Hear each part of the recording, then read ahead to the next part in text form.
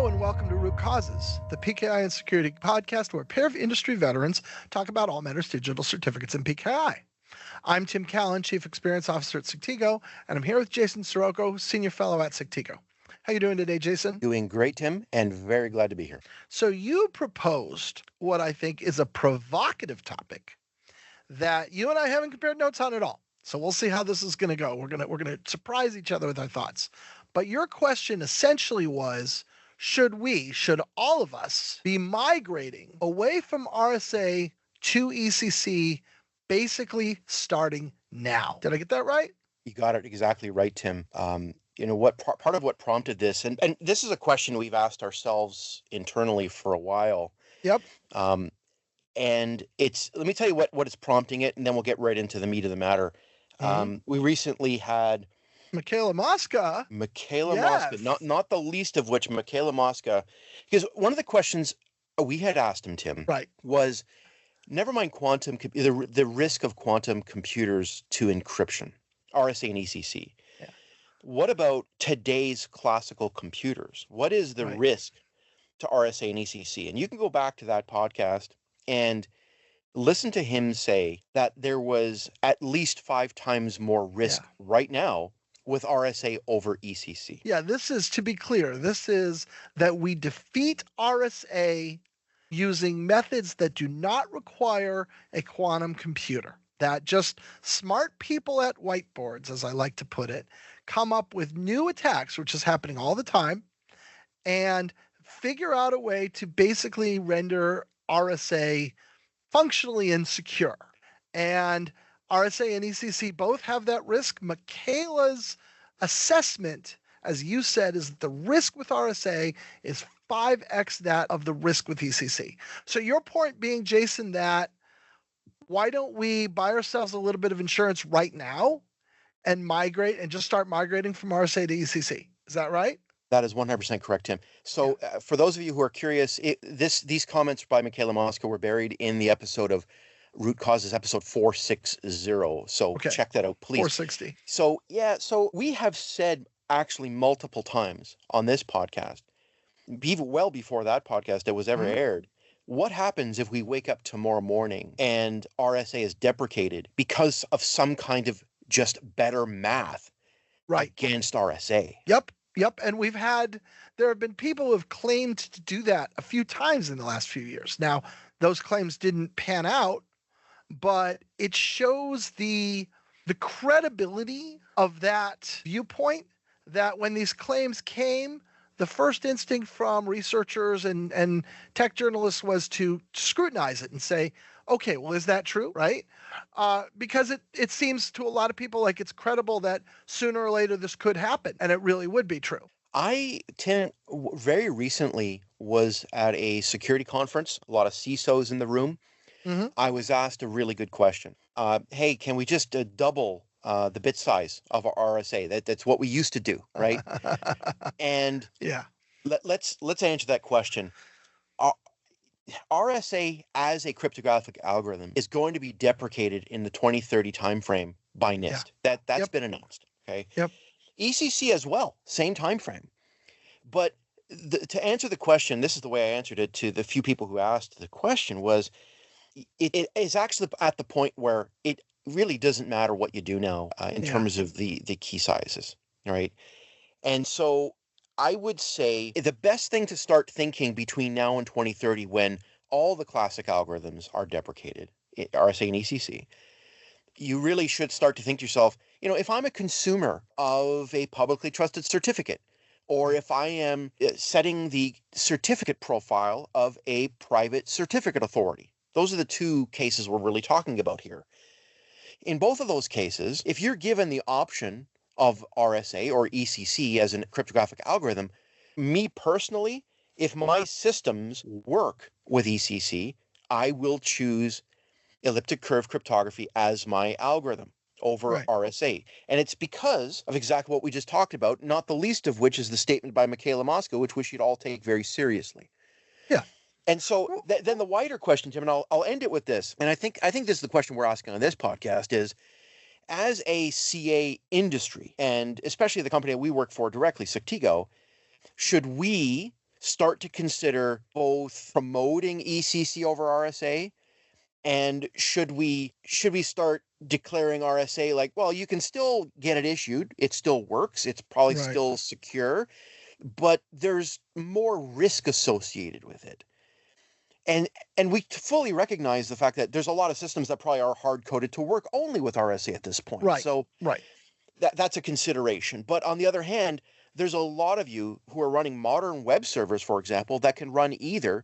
And if you were given the choice, you should probably run ECC. That's just a thought, Tim. Yeah, I mean, I think you make a good point, which is to say that moving 100% to ECC is going to prove not to be practical just because there will be legacy systems or systems that only support the one. Even though it seems ridiculous, we know it's going to be, right? And some of that is because RSA is just so ubiquitous. It's just a ground assumption that's built into entire computing platforms, right? Um, and so then I guess the follow on question that would come out of that is there a disadvantage? Maybe the answer is absolutely not. Is there a disadvantage to have a mix of cryptography? If I can't ever entirely get off RSA, and I'm going to wind up with some RSA and some ECC together in a hodgepodge, is there a downside to that is worth thinking about? Or is it perfectly fine and it's absolutely irrelevant and don't you worry your pretty little head about it? Intuition tells me the answer to that is no, but I would like an answer better than intuition. And Yeah. therefore, I think that's why we're not making this a pronouncement episode, Tim. Sure. This is a Yeah. let's think about this all together episode. Right. Like it'd be a shame if you deployed a bunch of certs across a giant cluster and then some stuff started gagging because the other side couldn't handle the ECC, right?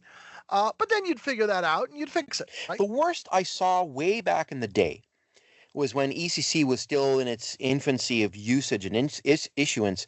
Mhm. Issuance platforms weren't very good at issuing it at the very beginning, but that quickly got Yeah. solved.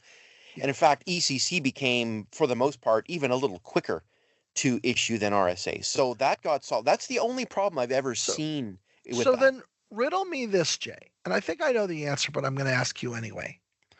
If that's the case, if ECC is smaller, ECC is more performative, ECC is arguably more secure, why is it that the dominant algorithm in use is RSA? By dominant, I think the latest numbers that I saw, which are getting a little old now, I think it's 2021 when this study was done, but I believe RSA is still at least over 60% of Right. the issued public certificates. We could probably tighten that up and get the exact number. But I would say, Tim, answer the question like this. If the thinking is what happens if RSA is deprecated tomorrow morning, you're going to be awfully happy if you know for a fact you're running ECC with the majority or all of your systems. That's Right. that's the simple argument. Think of it like really, really cheap insurance against potential attacks and the greater attacks against RSA. So I have a hypothesis about why RSA is dominant, and that is habit. No, that's what it is, Tim. That was your question, and it's 100%. Right. What's my default? Hey, I've heard the term RSA. I'm just going to Right. use it. It's Yeah. nobody ever got fired for using RSA. Everybody's Right? been saying RSA from the time that I was a little kid, and yes, we all know we use RSA just the way we know that we breathe air, right? Yeah, exactly. There's this inability to question. So I heard an interesting story just yesterday. A couple fish are swimming along, and a couple young fish are swimming along, and an older, wiser fish is coming the other direction. And the older, wiser fish says, "Hey, kids, how's the water?"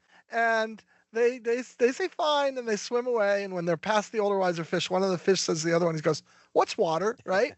And I think that's the situation, right? We don't even know we're assuming it because it's just so basic. It's like air. It's like fish in water, and nobody even thinks about it. Nobody even questions it. Yeah, I think that's a perfect analogy, Tim. It is literally so ubiquitous that it is like water to fish. There's no Yeah, question. yeah.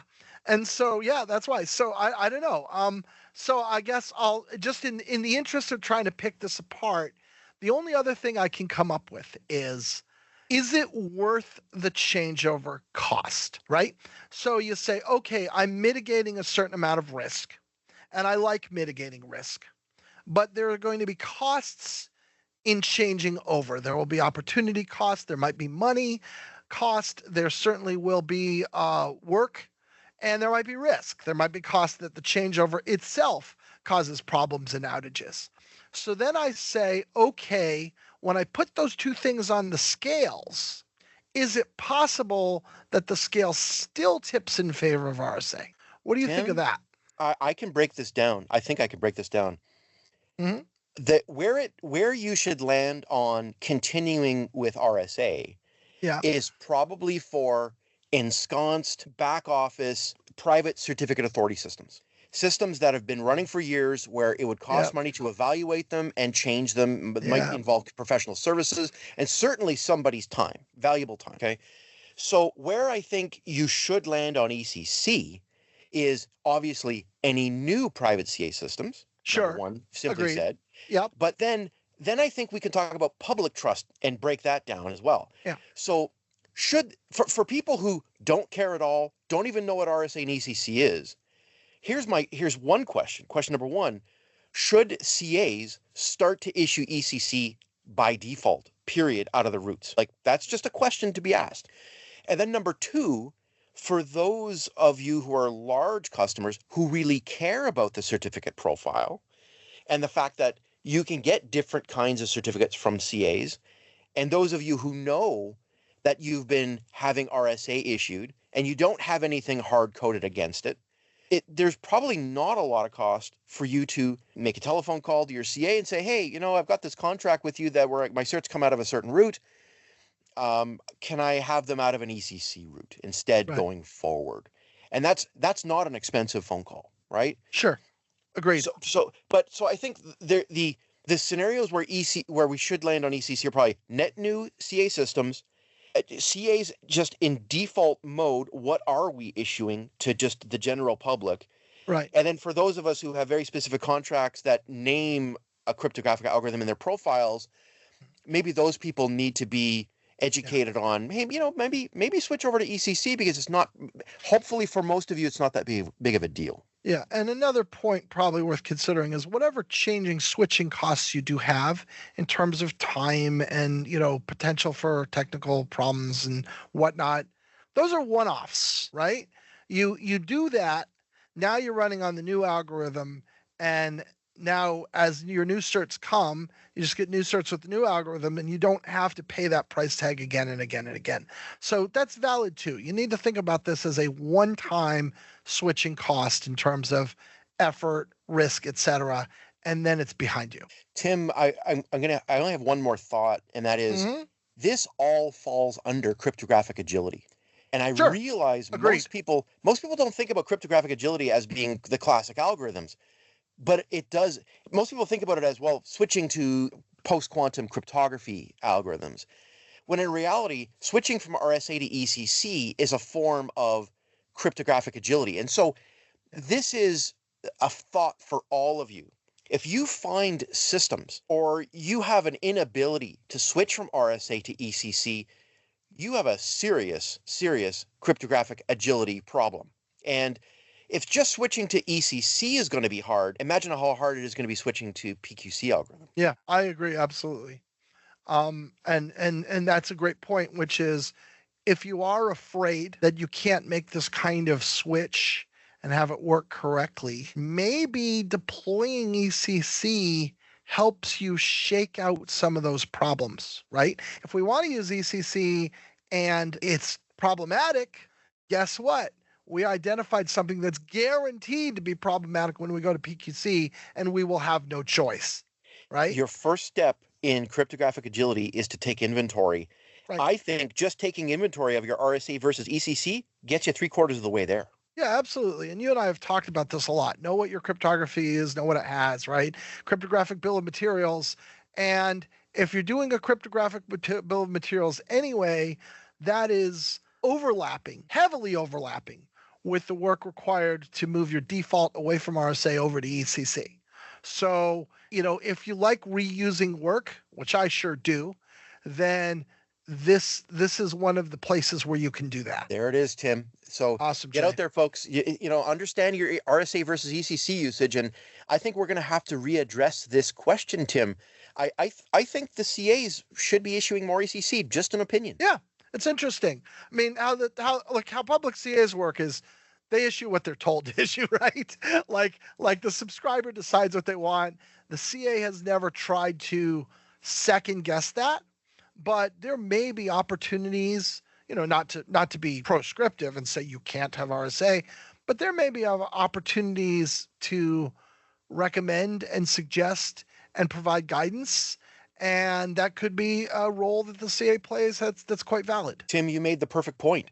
If it's just based on habit, then you probably have to change. Yeah, agreed. All right, there we go. Thank you, Jason. Thank you, Tim. This has been Root Causes.